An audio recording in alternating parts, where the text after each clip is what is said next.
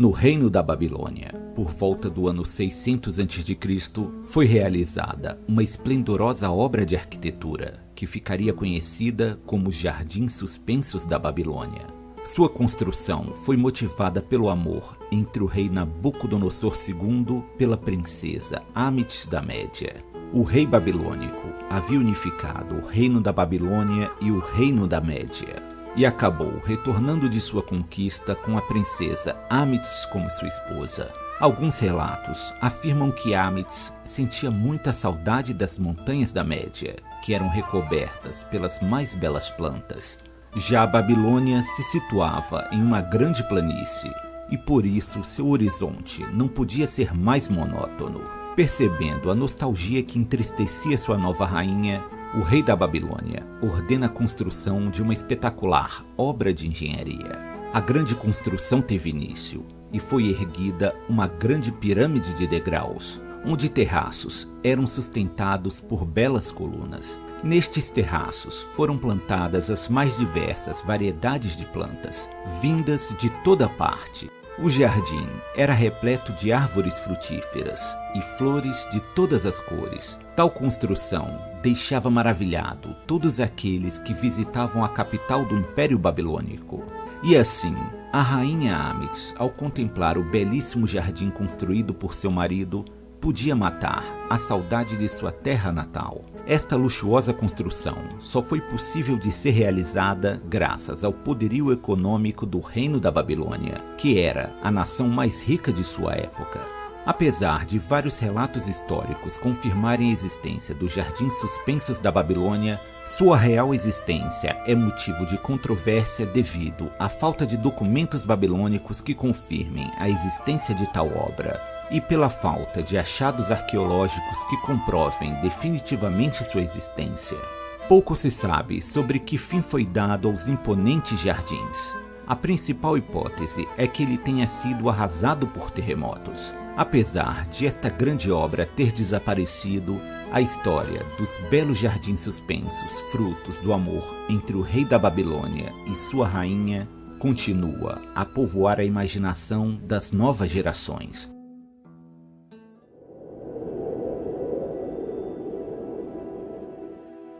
Zeus, o deus supremo da mitologia grega, sempre foi alvo de adoração por todos os povos do mundo helênico. Devido ao seu papel de destaque no panteão grego, foram erguidos diversos templos em honra ao grande deus, mas nenhum podia se comparar com o templo localizado em Olímpia, no qual era guardada uma opulenta estátua de Zeus. Esta estátua representava Zeus sentado em seu trono e media mais de 13 metros de altura. A gigantesca estátua era feita em ébano, ouro e marfim e ornada com pedras preciosas. Tal estátua foi esculpida pelo grego Fídias, que era um genial escultor grego. Entre suas grandes obras também se encontra outra estátua gigantesca. Esta representava a deusa Atena e se localizava na Acrópole de Atenas, junto ao Partenon. A estátua de Zeus tinha em uma de suas mãos a imagem da deusa da vitória, já que esta divindade sempre esteve ao lado de Zeus. Em sua outra mão, Zeus segurava um cetro, no qual uma águia repousava no seu topo, que é um animal consagrado ao Senhor do Olimpo.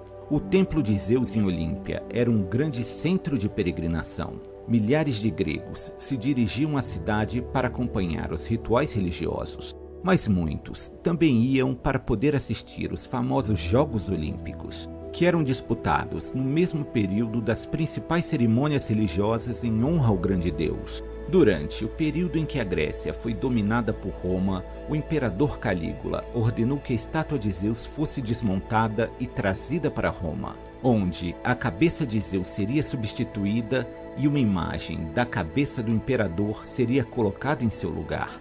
Mas a estátua de Zeus conseguiu escapar de ser profanada, pois o imperador Calígula acabou sendo morto antes que sua ordem fosse cumprida. Com o passar dos séculos, as festividades em honra a Zeus foram perdendo importância devido à ascensão do cristianismo.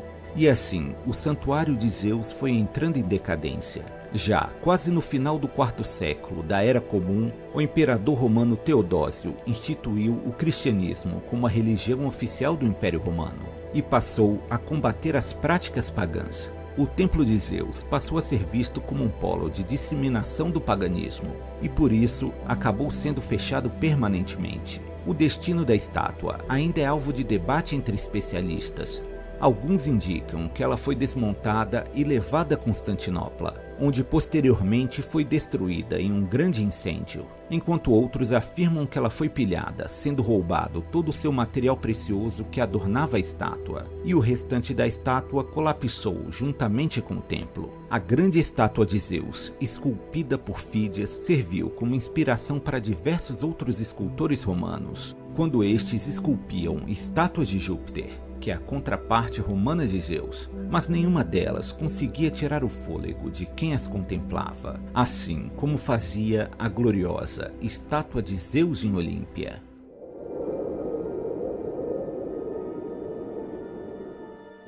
Entre as diversas cidades fundadas por Alexandre o Grande que levavam seu nome, a cidade de Alexandria do Egito é certamente a mais famosa. Localizada na foz do delta do Nilo, a cidade cresceu e floresceu, se tornando uma das cidades mais prósperas do Mediterrâneo.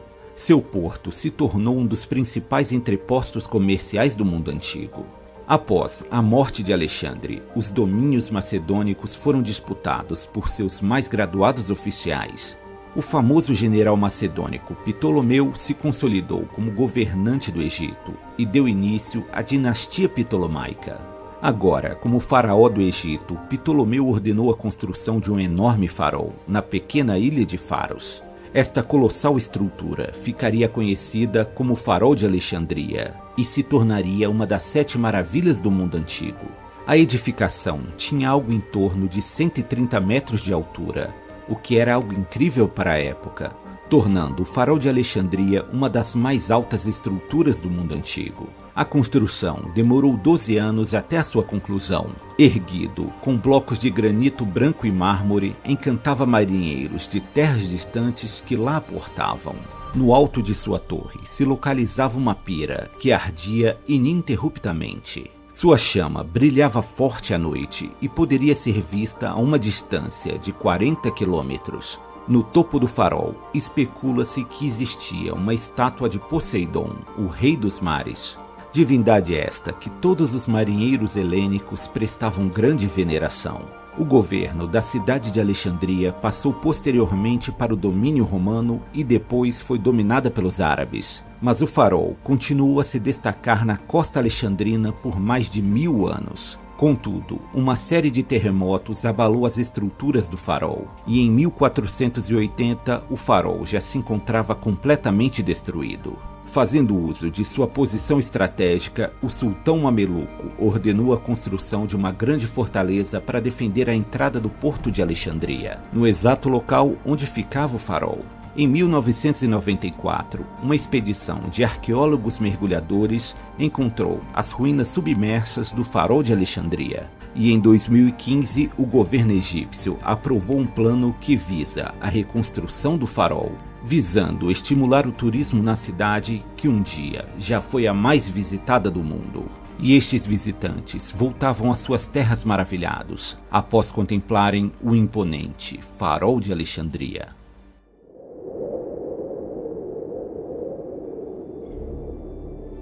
O templo, dedicado à deusa Ártemis em Éfeso, era considerado o maior templo do mundo antigo. A deusa Ártemis era conhecida como uma divindade ligada à caça, à vida selvagem e também era uma divindade lunar. A Ártemis era muito cultuada no mundo grego, e seus templos se espalhavam por todo o mundo helênico, mas nenhum podia se comparar com o majestoso Templo de Éfeso. Localizada na Ásia Menor, a cidade de Éfeso hoje é território turco, e esta cidade possuía um dos mais prósperos portos da antiguidade. O templo à deusa Ártemis foi erguido no mesmo lugar onde antes haviam outros templos bem mais antigos. Entre eles havia um templo fundado pelas Amazonas em honra à deusa Ártemis, que era a deusa patrona das mulheres guerreiras. Mas foi somente no ano 550 a.C.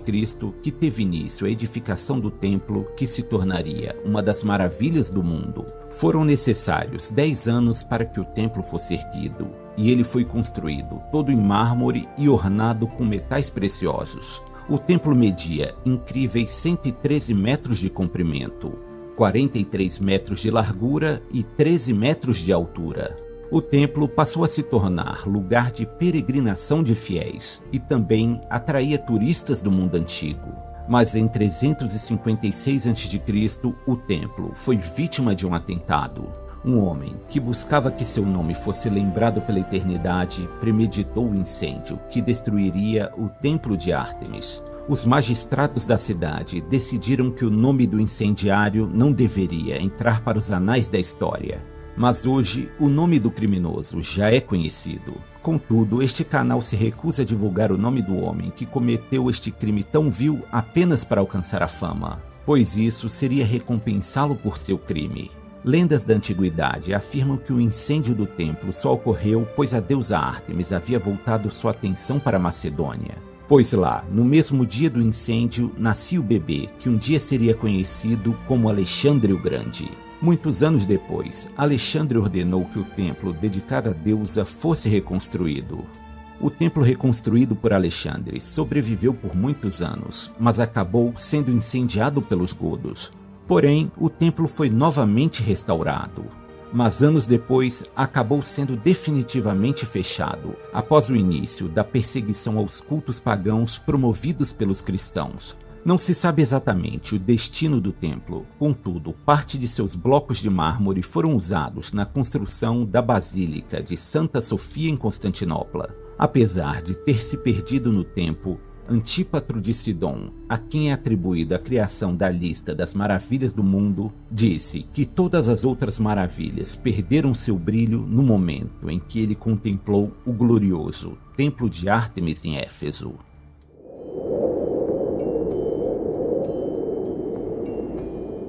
O Colosso de Rhodes foi uma gigantesca estátua de bronze construída próxima à entrada da cidade de Rhodes.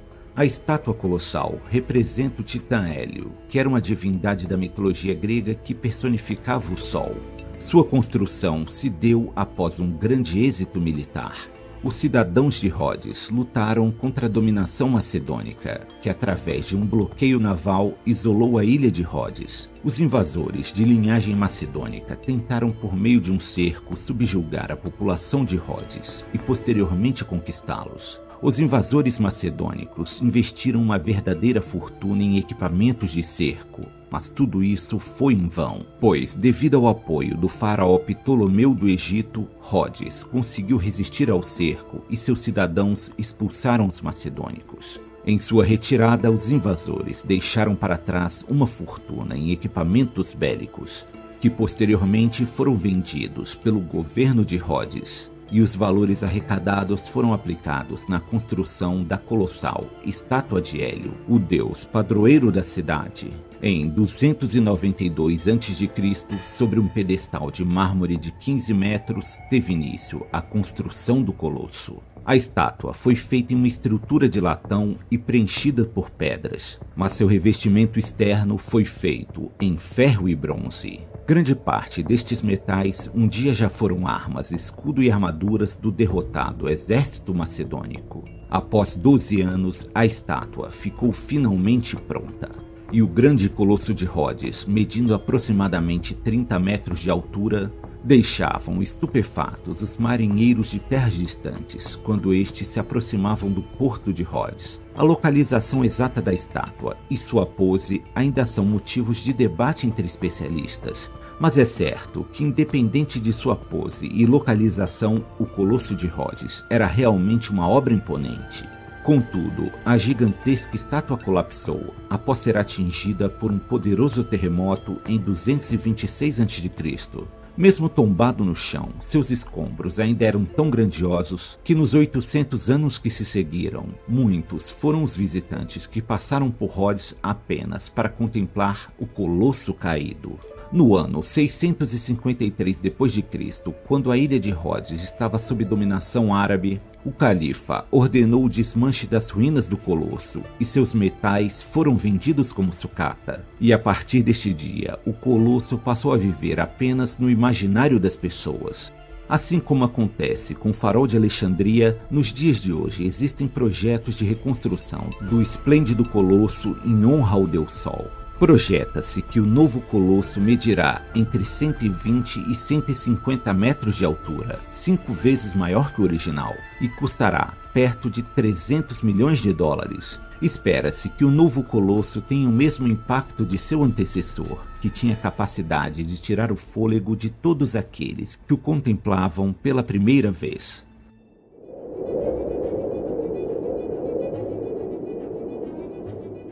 O Mausoléu de Halicarnasso é entre as 7 maravilhas do mundo, certamente a menos conhecida. O grande mausoléu foi construído na cidade de Halicarnasso, que era capital do Reino da Cária, uma das satrápias do Império Persa, localizada na atual Turquia. Em 353 a.C., o sátrapa Mausolo ordenou a construção de um grande monumento, que abrigaria a tumba do governante quando este falecesse.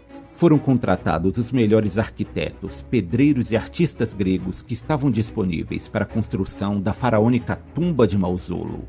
Logo, no primeiro ano da construção do mausoléu, o sátrapa Mausolo faleceu. Sua esposa, Artemísia, deu continuidade ao projeto de seu marido.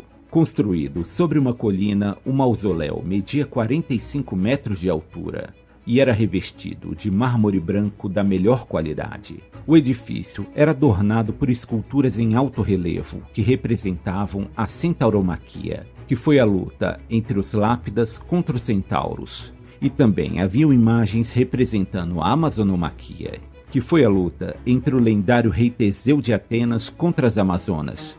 Dezenas de estátuas se espalhavam pela plataforma do edifício e 36 colunas no estilo jônico, medindo 12 metros de altura, decoravam o terraço.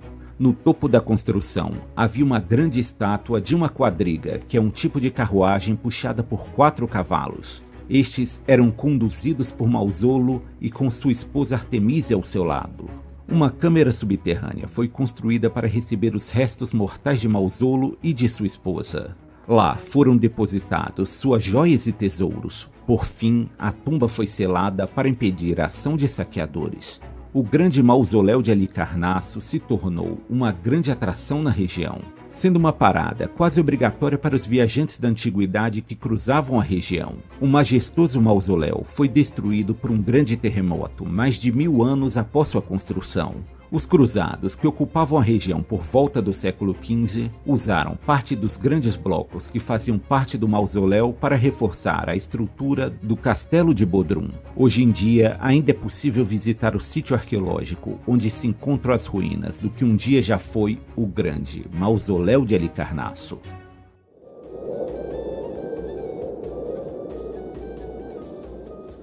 Entre todas as maravilhas do mundo antigo, as pirâmides de Gizé certamente são as que despertam mais curiosidade e fascinação.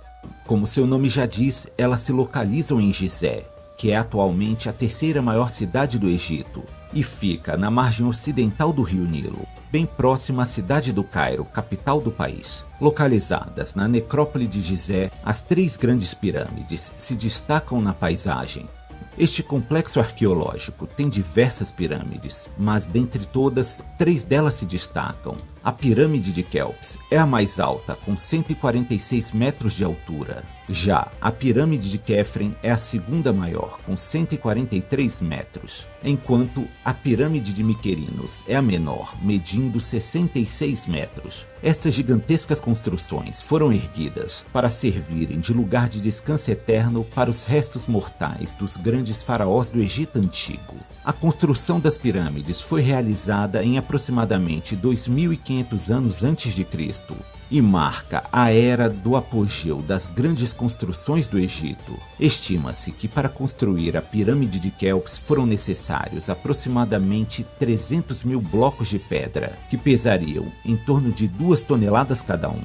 Para executar tal esforço, foi necessário o trabalho de mais de 30.000 egípcios que trabalhavam nas mais distintas atividades. Além dos trabalhadores que eram responsáveis por executar os trabalhos braçais, no canteiro de obras também trabalhavam arquitetos, médicos e artistas. Ao contrário do que se costuma imaginar, estas obras colossais não foram construídas por escravos, sendo na verdade construídas em sua maioria por homens livres, que levaram cerca de 200 anos para construí-las. As pirâmides foram construídas com 4 tipos diferentes de pedra: o alabastro, o basalto, o granito e o calcário. Grande parte dos materiais para a construção das pirâmides veio de pedreiras distantes e trazidas de barco que navegavam pelo Nilo. Existem diversas hipóteses que tentam explicar como os egípcios da antiguidade conseguiram construir uma obra de tamanha magnitude com tecnologias tão primitivas. Tal mistério cria um terreno fértil para o surgimento de todo tipo de ideias mirabolantes.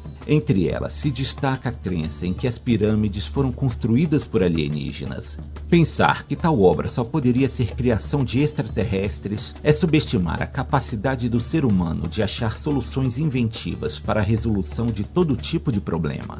Depois de finalizadas, as pirâmides de Gizé possuíam uma imagem bem diferente da que estamos acostumados, pois elas eram revestidas por pedras polidas de calcário. O brilho do calcário branco nas pirâmides podia ser visto a longas distâncias. Contudo, com o passar dos séculos, este revestimento foi sendo retirado das pirâmides e utilizados para outras finalidades. Assim como desapareceram os tesouros que certamente haviam sido sepultados junto com os faraós. Próximo às pirâmides há uma grande esfinge de pedra que foi esculpida para proteger a necrópole. Ela se trata da maior estátua do mundo feita a partir de uma única pedra. A pirâmide de Quéops foi considerada a mais alta construção criada pelo homem até a construção da Catedral de Lincoln na Inglaterra em 1311. No século XII d.C., o filho do sultão árabe Saladino tentou destruir as pirâmides, pois considerava que ela era um símbolo de idolatria. Mas apesar de despender de muitos recursos, seus esforços causaram apenas danos mínimos nas pirâmides. Entre todas as 7 maravilhas do mundo antigo, as pirâmides de Gizé são as únicas construções que continuam de pé, e nos dias de hoje elas são um dos pontos turísticos mais visitados